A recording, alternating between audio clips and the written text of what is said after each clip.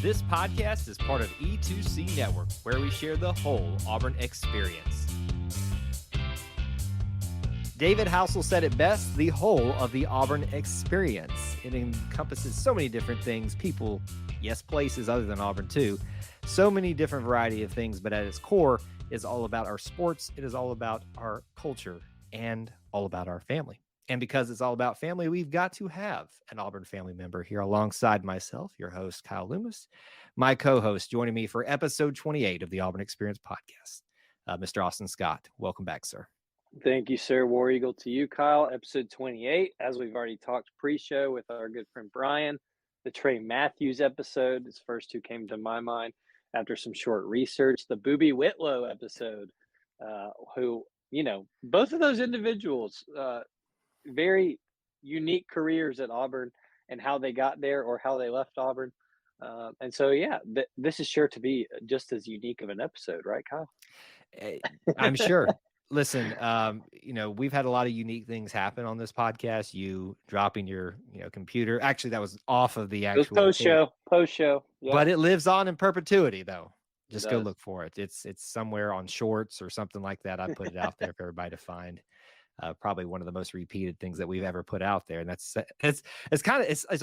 awesome, but sad at the same time that's the thing that everybody latched onto from E2C Network. You dropping your camera. It's kind of like America's Funniest Home Videos type things. Like everyone loves to see someone get embarrassed or get hurt, and it's all in good fun, And so we don't take it personally here. It's all in good fun, but we put out a lot of good other content too. We do. So let's get into some of that. We have not been able to take on what we love to do at the beginning of every Auburn Experience podcast, Auburn Potpourri, where we just hit a lot of different things, especially maybe smaller topics that maybe don't warrant, at least on the surface, a full discussion about them, a full segment, because we know what we're dealing with right now, especially those of you that are listening to this podcast directly when it comes out. Auburn's out of March Madness in a very sad fashion. We're going to get to that, so just hold tight. We'll talk some more March Madness stuff too. For this one, though, let's do a little bit of bouncing around. I'll start us off, and you can respond to Austin however you'd like to, and maybe take us wherever you'd like to. How about let's talk about Niffers. They got their new sandwich, the Cadillac, out. Right? Well, I guess it's out and available now. They've announced it. Did they say that, Austin? Is it available to sample now? That's a good question. I didn't see that, but that doesn't mean it's not true. I just haven't looked into it. But that's a good point. I might have to go sample it for you and provide feedback. I think it's homework that you have to have. I mean, I'm just saying. Yes, but it is out. You and I texted about it right as we saw it. We did. I will say that you and I think had a lot of more creative ideas, but still looks good. It looks like a solid kind of one of those things that you would expect a lot of people. That there was some barbecue involved, some Wickles. Was that right? Wickles pickles. What else was in there? White sauce. Yeah, white sauce. Some coleslaw. I think a good old down home meal for sure.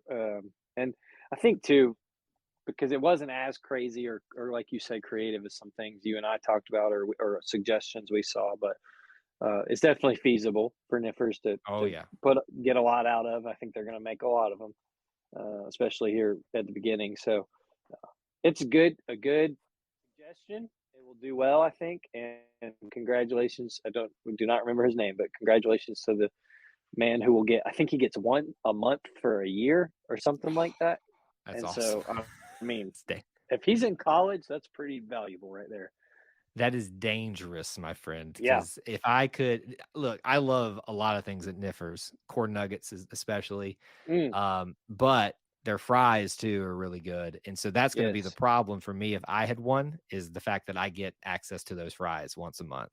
And oh boy. But we're happy to have that in the repertoire, whether Austin goes and samples it first, or I will definitely try to make a point to do that myself, just because I love Niffers. So it's exciting news to have that out there. Want to take us maybe into the sports realm here. Some good things related to this time of year with basketball and March Madness. Women's basketball, as of this moment, is still in the WNIT tournament, having won they are dancing, baby. So Don't take off your dancing shoes right now, Auburn fans. I mean, if you're listening to us on the normal day, it's released on Mondays for the audio version. It's happening at any moment now.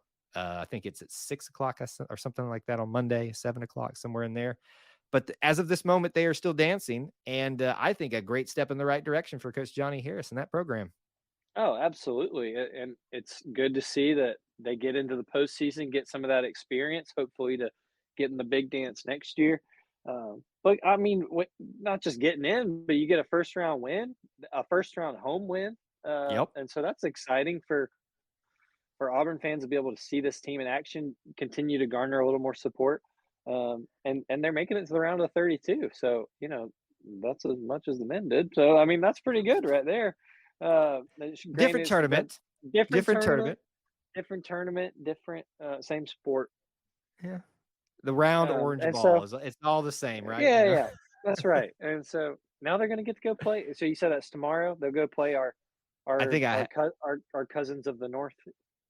are they really that much? I mean, I guess they're northern of Auburn, but really about I guess they're technically still northern of where I am. I'll be honest with you. I thought about making a real quick trip up there. I don't know that I can justify it right now. But it is very enticing to drive about 2.5 hours, depending on traffic, just to go and support Johnny Harris and this team at Yeah, Clemson and see, Auburn with the lake, as they call it. that's right. I did that drive in college for when we went up there for football, and I mean it was 3.5 from Auburn. Like Mm, we were joking that they are cousins of the North, but yeah, I hope a good Auburn contingent ends up there. It's exciting and yeah. good to see Auburn in the postseason of any form for Auburn women's basketball. Yeah. Other little thing that we want to mention sports, good things as well. Gymnastics is still in the middle of their postseason action with the SEC championships. Now, obviously, we're hoping for those. We won't go into the details of it, but there's 2 sessions usually with the SEC championships. If you're one of the better squads, you're in the later session. Auburn was in the first session of the day, but was the top team coming into that session and ended up winning the session overall and doing fairly well. We must give a shout out to Cassie Stevens, who is now a co-SEC champion on the vault, I think is what it is. Yes, vault, I think, and was named Scholar Athlete of the Year for gymnastics. So no Cleaning one's up. surprise, Cassie Stevens doing an incredible job this year, and yeah, really proud for her. Really proud of the team for doing well, and almost we watched the second session that night and almost edged out Kentucky to place fourth overall. That's without Suni Lee, folks, and so that's a big step in the right direction for this team to prove that they're not just an Olympic champion and the rest of the gang. So Mhm. I'm excited for the future and the rest of this year for what it's worth. Yeah, I think it's a really good sign for those people and those detractors of the gymnastics program mainly outside of Auburn that would say, well, you're just that good because of SUNY or you're just that good because of Darian. I present to you Cassie Stevens and Hmm. co-SEC champion. Obviously, no one really gets super excited about the academic side of being a scholar athlete, but that's still an important thing that you are able to accomplish that while you're doing these great feats here. It only adds to your accolades even further. Absolutely. So it's a really good time seeing that happen during maybe I will say a little disappointing the way that the season's working out, whether that's because of results or because of Suni having to deal with whatever she's got going on right now, not being able to compete at the moment. I just think that the fact that we've had somebody step up like Cassie and others as well is gone on to show that this program is still where it needs to be outside of superstardom, so to speak. It's a good Yes, no, thing. absolutely, and I think the like you mentioned, Cassie is proof of that. Olivia Hollingsworth and her progression over the years, proof of that. Gabby Auburn had to McLaughlin. Absolutely. Auburn had to start 2 freshmen at the SEC championships this past weekend, in their normal rotations, and one had to start their entire meet. I think Hannah Hagel had to start off on vault of the very first event of the SEC championship. Welcome to the big show, kid. So, that's big, and it proves that what they're seeing in practice is working, and Coach Jeff Graba is doing a great job with this group, and so I'm excited for the future. Auburn fans should be excited for the future post SUNY, and that these things continue to happen. Yeah, I'm excited too. I know it's a tough time for Auburn fans right now, mainly because of the way the big three is going right now: football, men's basketball, and baseball. But I promise you folks that there are plenty of things that, sports or otherwise, that are great things that happen at Auburn. And we just covered some of them right here. So if you're feeling sad right now, there's a good reasons to kind of cheer up just a little bit.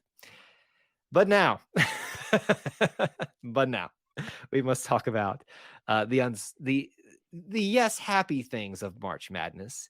But let's first tackle the bad stuff. We can maybe talk about in second segment more just generic March Madness, and I'll maybe even talk a little bit about my experience at Auburn's appearance in that regional game. Auburn beat Iowa and had a very impressive showing, to be honest Yep. with you. In person, it looked great.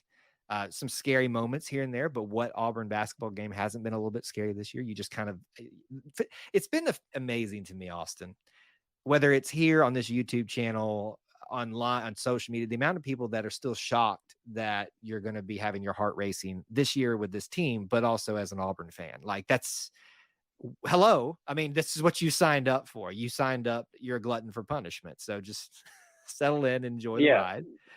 Well, It is what it is. it's what you sign up for. What's the medication SEC shorts did? Oh, Fanzatol. fans, it's all, and we were like the Fanzatol. headliner for that. Yes. Yes, I mean that's just what you get as an Auburn fan. It's never dull. It's always going to be exciting, positive or negative, and so that's how it is. And you get good hills and valleys with that. And the Iowa game was certainly a peak moment. It looked like that is the Auburn team that we know this team has potential and capability of, and they showed out in front of a very home crowd, and that's exciting. That's exciting for Birmingham. That's exciting for Auburn to get to play in a postseason game like that. And so I think that shocked a lot of people, but for good reason. That is a Bruce Pearl coach team, and they can be dangerous in the tournament when they put it all together. When they don't What do put you it all think? together, can Yeah. be another thing. Yeah, we'll get there. Let's dwell on this just for a little bit here. What do you think that we did so much better against Iowa? Now, let's go ahead and acknowledge the difference in the opponents here. You're doing an 8-9 matchup in your first game. You would expect it to be an even game, which it was for the most part. I think Auburn pulled away at the end, obviously, but for a little bit. But you're playing a number one seed in Houston, which we'll talk about in a second. What do you think Auburn did differently or better or whatever in that first game that made them so successful against Iowa? uh, Made their free throws. Austin, you're not supposed to get me riled up this quick, okay? outside Just of so that, outside of making your free throws, I just felt like they were attacking and sharing the ball, and Mhm. just playing cohesively. And I think you even saw that some in the first half against Houston when things were going really well, Mhm. and then just kind of got away from it. But in the game against Iowa, they were confident. They were shooting confidently, and just taking advantage of different mismatches, no matter who it was. Right. There wasn't a concern about who gets theirs or who's the hot hand. It's just a matter of playing together, making sure whatever player has the best look is taking that shot. Uh, and it showed, that, like you said, there were scary moments in that game where it looked like we're going to let Iowa creep back in, and in an 8-9 game, that it's going to be pretty even. That's going to happen. Right. But Auburn playing together was the best team on the floor. I think you could say that about a lot of the games throughout Auburn season. When they played together, they were better than their opponent. When they didn't play together, it was pretty obvious that they were going to get beat. So I think that was the biggest difference between the first and second round games. Yeah, I love the freedom that Bruce Pearl gives his players, and I think a lot of people struggle with that at times because they'd like to see a little bit more what they perceive as structure. And I think people don't understand that there is a structure there to what they do, but there's also a freedom that I really value as a former player too. That I saw, especially my senior year of high school, when my head coach um, figured that out as well, that when he just let us just go have fun, essentially, that we became a more cohesive and well performing team. So I see that a lot with them, and I saw some of that come out. I've been talking all this year, and I'm doing this on camera for those on the audio podcast. This little bit that I've been talking about all year finally realized. Well, it had been realized in other games, but realized in this game, whether that was because we got extra contribution in terms of double-digit points scored by, I think it was 6 different people that night, but it felt different. This was the team that I knew that they could beat. I've said all season, this basketball team could have beaten anybody in this league, anybody, and I mean that. But they also could lose to anybody because Mm-hmm. that's just how up and down that they never found that solid ground to stay on. And commend them for the fight, the drive, and the togetherness that they showed the majority of this, if not all this season. And Bruce Pearl talked about that some of in his press conference, talking about how these guys could have just laid down as many tough losses as they had, but they didn't, and showed up in that Iowa game in a big way. And so it was a great way to continue an 11-0 streak in the first round of the NCAA tournament. Now, we do have this apparent streak that is developing of losing in the second round. Not streak, I guess I shouldn't say, but propensity to lose in the second round. And Yeah. I will say, I thought we were going to break that in that first half versus number 1 Houston. And Sasser was his name. He was a little sassy individual. But boy, does he make up for that sass he gives with being able to play basketball. I got to give credit where credit is due. So I will ask you the opposite question, Austin. What went wrong in game 2? Yeah. I'll start with the same answer I gave the first one, free throws. Was horrible. I got a headache right now. I'm just That's the easiest thing to look at, right? But I think the other thing too, and some of the players kind of brought this out talking post game. Houston clamped down on defense after halftime. They made adjustments. I'm sure the coaching staff got after them and said, "Hey, you're about to get run out of the gym as a number 1 seed, whether you're on their home court advantage or not." And Auburn didn't quite adjust. I think Mhm. even Bruce mentioned it post game. We expected the second half defense to come from the jump from them, and it didn't. And then once that kind of did it, I think we kind of fell into a lull where we were like, well, I guess we're just, our stuff is working, and we didn't quite adjust. And I'm not saying they didn't plan to not adjust. I think our guys just didn't come quite as easy. And when you're given opportunities like getting to the free throw line, and you don't take advantage of them, that's just not going to work in the NCAA tournament, especially Right. against a 1 seed. I don't care if you're 2 hours from home or not. And so um, it's Can we address really this too? Can we address this home court advantage that Houston claimed that we had? I'm sorry, did you see the makeup of the arena that night? It would have been that way had they not put Auburn and Alabama in the same arena for different regions on the same night. It was Alabama's home court advantage, not ours. Did we have a significant amount of people there? But we would have had that regardless because we travel well. That's just what we do. And that's why we got the Birmingham matchup. yeah. I'm sorry, folks. If you want to have a more favorable matchup, prove to them they can make money off of you. And I'll get to that in a little bit, but sorry, that was just Yeah. this notion and this complaint that Houston's head coach had about, oh, I guess we should have been Yes. a number 9 seed so we could get a home court advantage. I'm like, buddy, ain't nobody had a home court advantage except for Alabama. No. So anyway, sorry. No. Yeah. And it definitely would have been an excuse had we won. But there's nothing to not there's no way to talk about this game and talk about Auburn's missed opportunities than talk about the free throw strike, because we all watched it. It was painful every single time the ball rimmed out or didn't make the net. Uh, they missed their chances that were given to them. There's no excuse on not getting calls. There's no excuse on uh, tight. Yeah, I mean, Houston played great defense. Don't get me wrong, but Auburn, the most open shot that you are guaranteed on the court is from the free throw line when no one is allowed to be near you. Near, as in affect your shot, and Auburn missed over half of theirs. And that's not going to work in the tournament. It's just not going to work. I don't care what court you're playing Mm. Austin, I've done, I think, really well to keep my emotions in check publicly on post-game streams tonight about free throws. And listen, on. I said this last night, there's no one that feels worse than Janai Broome with his free throw struggles. And that's was really odd No, because he is not that bad of a free throw shooter. Like, he's actually for his no, size, he's actually a really good free throw shooter. he had a bad And some day. night it's remember what happened.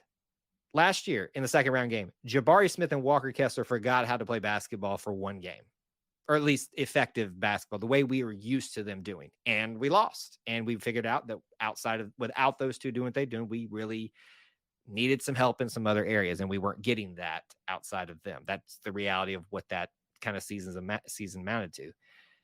This season, if you don't make your free throws, you're going to lose a game. I mean, I'm just being honest. Like it's the reality in any basketball game. Free throws win and lose championships. But we don't want to sit here and lament about this. We are still proud of these Tigers for what they fought through this year. A lot of great moments, up and down moments, yes, but a lot of great moments. And the great thing is we've got a lot to probably speculate and talk about for the future. As opposed to with this team, we'll do some sort of maybe wrap up of everything, look back when we've got some time, but we're kind of getting to at the end of a bunch of winter sports storylines. So we'll kind of wait a little bit and kind of let the dust settle before we do that. But fun time in Birmingham for March Madness for Auburn. So in this next segment, I just want us to maybe dive into March Madness in general and talk about maybe some experiences that I had too. I will tell you, Birmingham and Auburn and Alabama being together was quite an interesting mix. To say that it felt like I lived through these days, but like I wasn't cognizant of it like I am now, where Birmingham was the mecca, the central for all things Auburn, Alabama. It felt like that had reemerged again, even though we weren't playing each other. Literally seemed from every aspect, took over the city, lines out the wazoo to get there. So I'm just sharing a little bit about my experiences there. I went to the first game, first time that I think I've ever been in now known Legacy Arena, but I believe it's called the BJCC, whatever you want to call it. Supposedly they had renovated it. Never knew to it the old way. So it looked good to me. I talked to some other individuals that said, I mean, they put some new lights up and stuff, but it's basically the same old Legacy Arena. But had a pretty good experiences. I will say there was not a bad seat in the house in terms of a view. Now, of course, if you sit behind the goal up in the upper deck, you're going to have a somewhat limited view. But I just looked around. We had decent seats up in the upper deck, so I was not in any way unhappy with where I was sitting. But I enjoyed the heck out of that. Auburn fans, you showed out. And don't let anybody who speculates on social media saying this is a disappointing showing when they weren't looking past the expensive seats down there, which were meant for like parents and all these other stuff. Upper deck was all orange and blue for that game, at least. It was an incredible showing for the Auburn fan. Did it look like that to you on TV? Yeah, the first couple rows it took a while, and I heard there were long lines that I think you could see it trickle in over the course of especially the first game. But when they would pan out, it was so obvious how full it was and how much orange, how much blue was in there. So it doesn't surprise me at all the showing, but I think those criticizing, it's a very limited scope of what you're looking at. A lot of context missing from that. And some of these people, Shocker. yes, some of these people do it just so they can get the reaction. And so when we feed into it, we just give them what they want. But I commend the Auburn family for showing up and showing out. Here's my one complaint, and then I want us to talk some just general March Madness stuff. Ticket prices for the second game. Now, let me talk about context because we just got to talking about how that was missing from people criticizing what they thought was a poor showing from Auburn in the first game. There were two state schools in the same arena on the same day. One's a one seed, so one of the best seasons they're ever having. Auburn's could have one of the best seasons. We just never know with them, and just they look great against Iowa, look great for the first half against against Houston. You just never know what you're going to get. So the excitement's there, the hype's there, the drive to drive up prices is there. And then we get people selling their tickets. And I'm not talking about lower deck or lower level, whatever you want to call it. I'm talking about up past where I was sitting. And I had okay seats. Like I was not unhappy with where I was sitting, decent view, as I've already talked about. But when you're charging $300 to $400 for a second round game, just because a website with a bunch of fees can do it, I gotta say that's it rubbed me the wrong way. Am I wrong in this, Austin? Like I'm a capitalism fan. If you can make the money off of it, if people will pay it, I get it. But there's a part of me also that says, hey, we want to pack this thing out. Maybe don't charge double what the actual face value of the ticket is. Is that unfair of me to complain I about? look, I don't think it's unfair. I think we're getting into our crotchety old man segment Yes, here, I've but been there about the free throws, so don't worry, I'm already there. well, welcome to it, folks. But I look, I get it, and I think you raise a good point on if you truly want to pack this thing out, then you kind of got to help each other out a little bit. Mhm. But I'm not even saying let's give away these tickets. I think many, like you said, are willing to pay face value and even a little then some. But double and triple is where you get to be a little extreme. Mhm. You know, the face value for the majority of the basic tickets for 3 sessions.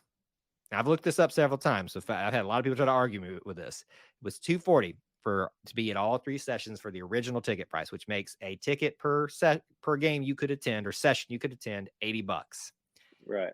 I was willing to pay up to 200 to go to the second game. You couldn't get anybody to even sniff 275.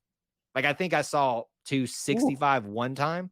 Like, like people were laughing at you for 275. So I just wanted to be crotchety for a second and complain about that. So next time, Auburn fans, when we have an opportunity to help each other out a little bit, let's help each other. Let's make a little money, just a little money on the side, and help each other out. But that's my TED talk for the day. So thank you for coming. What I do want us to spend our last few moments here discussing is the good things about March Madness. As you and I sit here speaking live, I will just go ahead and pull the curtain back. In the corner, I do have the FDU 16 seed who've already upset the number 1 seed, playing Florida Atlantic, trying their darndest and now only down by 3. So you may see a reaction live here in a second. I doubt we're gonna last that long with the time we have left, but it has been a fun March Madness, has it not, Austin? Oh, it absolutely has, and I also have it down here. You've inspired me to turn it on as well. And Well, and don't FDU you is react. Don't you react to no, it no without if you're ahead of reaction. me. I think you're ahead of me, but FDU is going to get the big spotlight because they became the second ever 16 seed to take out a 1 by beating Purdue in the first round. But everything about this, whether it's a 16 versus a 1, a 15 versus a 2, any upset or any chaos is what makes March Madness so much fun. And I see people talking and griping all the time about, well, this isn't really the right way to choose a champion, or this isn't really the correct way to figure out who's the best in college basketball. Well, who cares? It's a lot of fun, and sports are meant to be watched. Sports are meant to be enjoyed, and if we want to get nitty gritty, sports are meant to make money, and the NCAA tournament makes a heck of a lot of money, Kyle. Oh, they And do. and so I love March Madness, and I especially love the first 2 rounds when you can have multiple basketball games on at the same time. Yep. You mentioned watching FDU, FAU right now. Miami and Indiana are also, TCU and Gonzaga are also on. And it's just been like that the last 4 days. And Yep. it is an absolute blast. I think it's the best sports couple of days out of the whole year.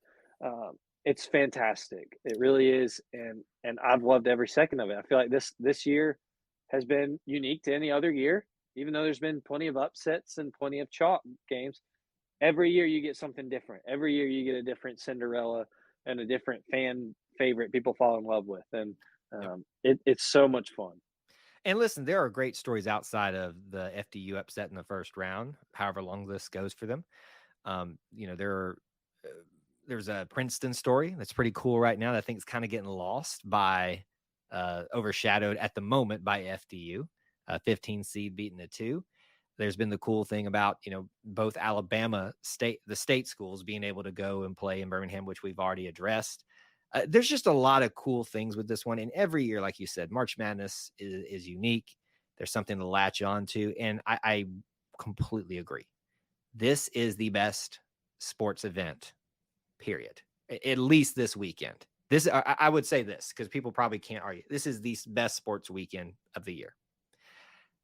I will go to war with anybody on that, and I'll probably win that argument. I love football. Football is always going to be my favorite sport to watch, but what you get in a matter of, help me do math, Austin, 24 hours in a day times 4. Oh, you Oh, 96? 96 hours where you can, as you said, just go, here's one monitor. Here, you can literally have 4 monitors go, and you still might miss something because if something doesn't overlap the right way. It's awesome. It is just awesome. And Eh, uh, how awesome is it that Auburn is a part of it? yes. No, absolutely. I talked a little bit about that. The fact my whole experience of March Madness has changed now that Auburn is a perennial competitor in the NCAA tournament. It's always been fun. It's always been a blast to make brackets, watch all the games at one time, and talk about it and root for the Cinderellas every year. But now that I have a legitimate rooting interest outside of who I picked for my bracket and which 15 seed I have going to the Final Four, it's having Auburn in it amplifies it all the more, and maybe amplifies the stress of it a little more too. Sure, but it makes it all the more fun, and it's still, we've talked at length about how even a down year for Auburn is making the round of 32.